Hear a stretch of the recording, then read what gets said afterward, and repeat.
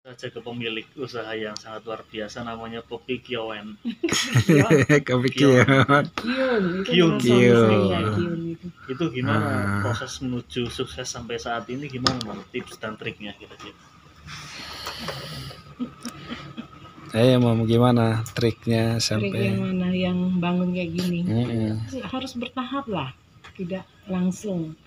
Satu kita harus punya tanah. Tanah tuh ya dari mana aja kan. Kalau ada tanah desa ya tanah desa kita. Ini tapi ini harus perlu modal juga ya. Tapi kalau berani harus berani. Terus buka usaha tuh harus berani. Harus tanggung resiko bakal ini gimana. Kalau takut tidak bisa terjadi. Buka usaha itu perlu modal yang banyak nggak, Mom? Semestinya nggak usah.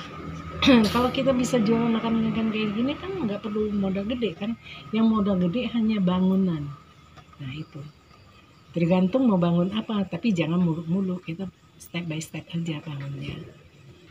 Kalau modal awal itu harusnya baiknya itu modal uang yang dingin atau uang utang?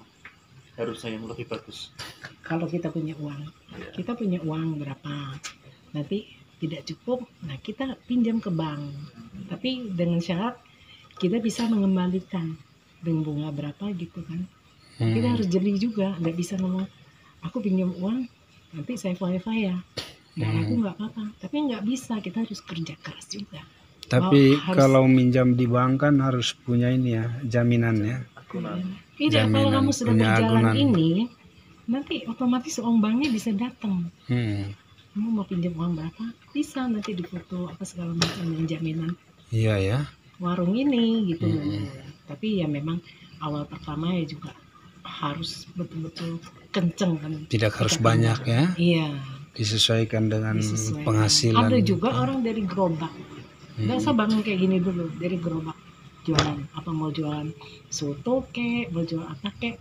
Dengan itu nanti lama-lama viral, banyak orang yang makan segala macam, baru cari tempat. Itu juga bisa begitu. Tapi kan gini, banyak orang yang jualan di gerobak tetap jadi gerobak, nggak berkembang. Buktinya itu gimana? Buktinya yang di Palembang itu teman saya si Alo itu jual mie. Jadi gerobak itu sekarang tokonya berapa banyak sudah di Jakarta, di Grogol, di Tangerang, itu sudah berapa karyawannya, berapa ratus orang sudah itu. Itu dari gerobak loh itu. Jangan anggap sepele, tapi harus tekun. Jangan kita jual gerobak ini nggak laku ya, kita sudah kecil hati. Sudahlah, kita nggak harus usaha kayak gitu loh. Apa sih kiatnya, Mom, supaya usaha kita itu tidak mengalami kegagalan? Ya terutama keramah tamahan kita, terus makanan kita, kebersihan itu. Jangan dikit-dikit orang komplain kita tersinggung. Jangan. Mereka memasukkan apa yang dia itu kita dengar apa masukan mereka. Nah itu kita baru bisa berhasil. Kalau kita mudah tersinggung, mudah marah orang, ya orang nggak mau. Tetap kita jadi gerobak itulah. Kita harus ikuti. Oh ini aku salah, ini ya kita ganti. Jadi kita jangan ngomong merasa untung, harus untung terus, enggak. Ada sesekali juga kita nggak untung gitu loh. Itu ceritanya. Iya. Kalau mau berhasil. Tapi sekarang kan orang yang banyak gengsi kok jualan gerobak di tengah-tengah jalan, panas-panasan gitu. Itu gimana biar merubah? Kalau kita tidak punya modal, kalau memang dari orang tuanya ada modal, kalau kamu bisa bisnis kayak gini, bisa meyakinkan, kamu bisa pinjam dengan bank untuk usaha kayak gini. Tapi betul-betul harus dimiliki dengan benar gitu loh. Kalau salah, itu bisa habis semua. Atau kamu pikir dulu, ini ada uang ini, apa yang aku usahakan? Atau saya kerja dulu sama orang, cari-cari ilmu dulu sama orang.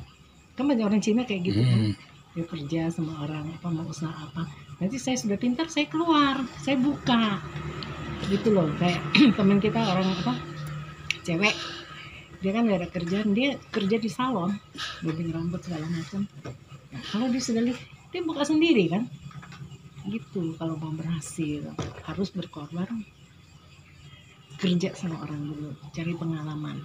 Iya ya. Itu kalau kita nggak ada pengalaman. Nah kalau bisnis keluarga itu cari pengalamannya kemana? Kalau Yang bisnis bisnis yang keluarga, satu diwaris-wariskan keluarga itu. sudah ada sinyalnya, Mm-mm. sudah ada. Nah, kayak Lesti gini, dia sudah begini, dia ajak adiknya. Mm-mm. Nah, tapi kita harus juga, kalau bisnis keluarga kalau tidak kompak juga hancur, Ya ya. hancur, bagi nggak rata lah segala macam kan. Tapi kalau dengan perjanjian, nah, seandainya bisnis keluarga, saya buka sini, nanti kamu buka situ ya, pakai nama aku pikir itu bisa. Tapi dengan modal mereka, tapi bisnis bersama itu modal sendiri, nggak bisa uang tuh dicampurin. Saudara nggak punya uang tuh nggak punya saudara itu, betul nggak? Uang Betul, nggak punya Mam. saudara. Mm-mm. Uang nggak punya saudara. Kita ada saudara, tapi uang tidak punya saudara. Bisnis is bisnis ya. Bisnis is bisnis. Business is business. Tapi kalau orang Chinese itu biasanya orang tuanya sukses itu kan mewariskan ke anak biasanya. Itu anak nomor Kebanyakan berapa? anaknya tidak berhasil. Oh, tidak berhasil. Oh gitu ya, kebanyakan ya. Kebanyakan tidak berhasil. Kalau anak yang berhasil itu dia berdiri sendiri, itu anak yang berhasil. Yang diwariskan ke anak itu harusnya bisnis atau ilmu, Mam? Ilmu, maka tuh Ilmu ya. kalau suami saya dulu bilang, anak jangan dikasih harta, dikasih ilmu. Ilmu itulah harta dia. Ya ya. Jangan dienakin, keenakan dia nggak mau kerja. Sistem itu aja, orang barat aja, 17 tahun dia harus keluar. Kuliah pun tidak dikuliahin oleh orang tua dia sudah harus keluar. Seandainya dia mau tinggal sama kita, dia harus bayar satu kamar berapa uang bayar. Kejam itu kalau kita mau sistem orang itu. Tapi orang Indonesia enggak kan, enggak begitu kan. Indonesia kan masih kasihan lah, ini udah beliin rumah itu. Jangan sekali-sekali sebentar, kasih ilmu, biar ilmu itu lah dia ngolahnya. Seperti anak saya nggak kasih dia harta. Nah, suami Kalau saya sudah di meninggal lama. keluarga-keluarga Chinese itu pola pendidikannya gimana? Menggunakan kekerasan atau lebih Itu ada yang keras, persuasif ya? ada yang keras. Mm-mm. Chinese itu keras didikannya, terutama apanya keras itu.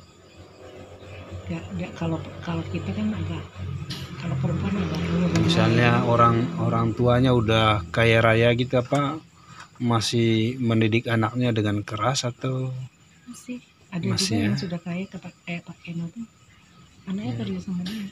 ya? Satu orang, nah, misalnya bapaknya punya perusahaan banyak. Nah, aku tidak mau tahu kamu pegang ini hotel, yang satu pegang hotel ini. Nah, dia nanti dia kontrol.